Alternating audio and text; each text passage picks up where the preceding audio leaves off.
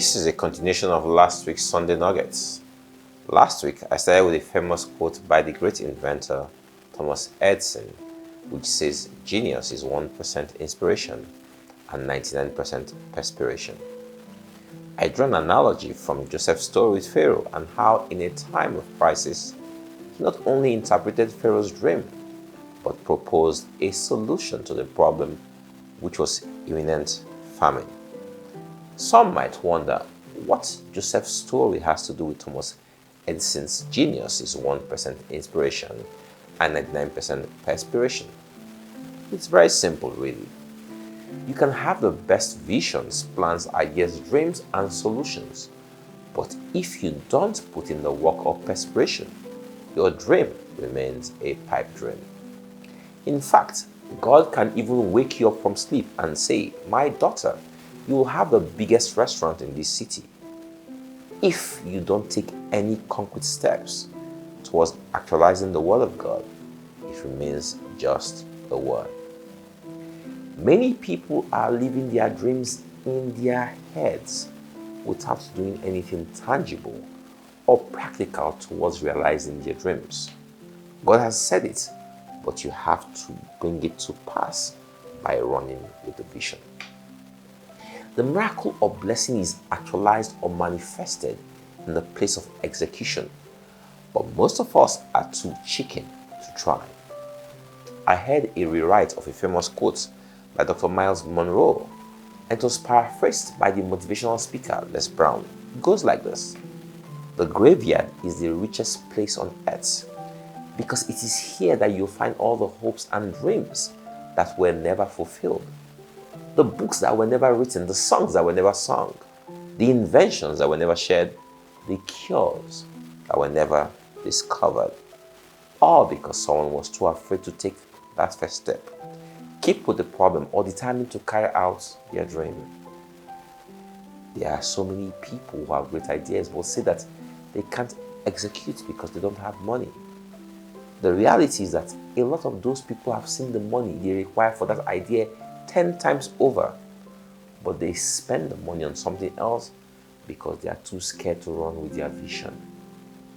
God forbid that I go to the grave full. I must empty every deposit on my inside. I must speak every word God puts in my mouth. I will run with every vision He gives me. Nothing will go to the grave with me. Now imagine Joseph's situation. He was clear on what God had said through that dream. But do you think for 1 second he said to himself, what happens if this dream does not come to pass? What if God changes his mind? After all, the idea of prayer is for people to move the hand of God. Joseph risks death if his interpretation of Pharaoh's dream didn't come to pass. He was already a convict, and surely he didn't want to take any risk that would further compound his precarious existence in Egypt. No ifs and buts for Joseph. No doubts whatsoever. If God has said it, He will surely bring it to pass. So, now therefore is a phrase of authority, of certainty, of forward movement. What is your now therefore in your current situation? What is the solution you see to the problem or problems you or those around you face? Your now therefore to another person's problem can change your life. Yeah, won't cut it. I am praying for you, won't cut it. Speak life into every darkness. Don't leave a situation the same way you met it.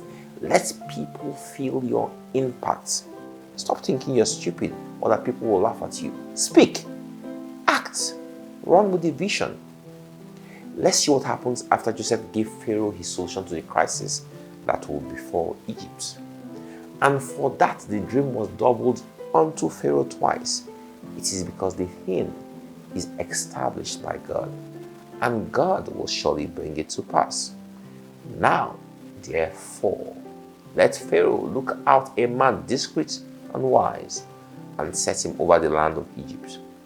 And Pharaoh said unto Joseph, For as much as God hath showed thee all this, there is none so discreet and wise as thou art.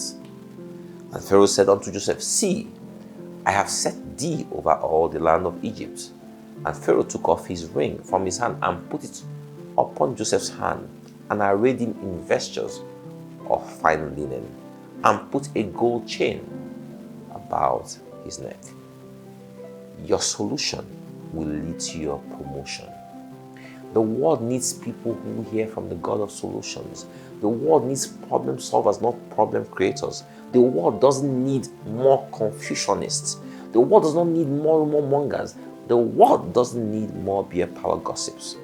The world doesn't need more social media trolls or warriors. Our world needs the sons of God to hear from their Father, who is the God of solutions, and then tell us, now therefore.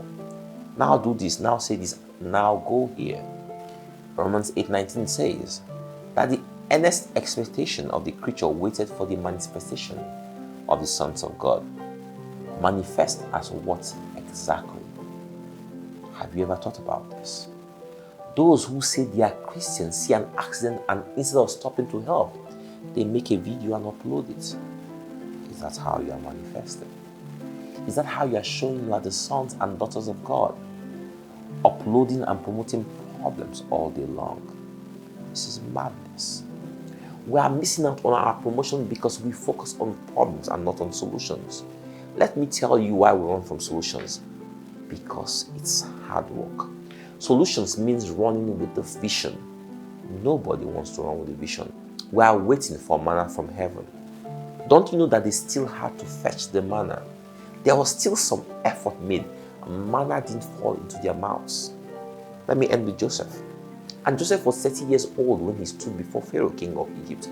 And Joseph went out from the presence of Pharaoh and went throughout all the land of Egypt. He did what? He stayed in Pharaoh's palace? Nope. He stayed in his office? Nope. He stayed at home with his wife? No. He went throughout all the land of Egypt. To do what? Sightseeing? Nope. To make new friends? Nope. He gathered up all the food of the 7 years which were in the land of Egypt, and laid up the food in the cities. The food of the field which was round about every city laid he up in the same. And Joseph gathered corn as the sand of the sea, very much until he left numbering, for it was without number. Just for 1 second, imagine the amount of perspiration, sweat, effort, hard work that Joseph put into this, and you begin to understand what Thomas Edison meant when he said genius is 1% inspiration and 99% hard work. Interpreting the dream was 1%. The rest was the hard work Joseph put into making sure he gathered up all the food. Stop believing miracle marketers who tell you get a miracle alert. There's no food for the lazy man. Run with your vision. Empty yourself. Give it your best shot and see how far God takes it. There's dignity in labor. Don't give up on yourself or your dreams. Just keep running until you get to the finish line. God bless you all.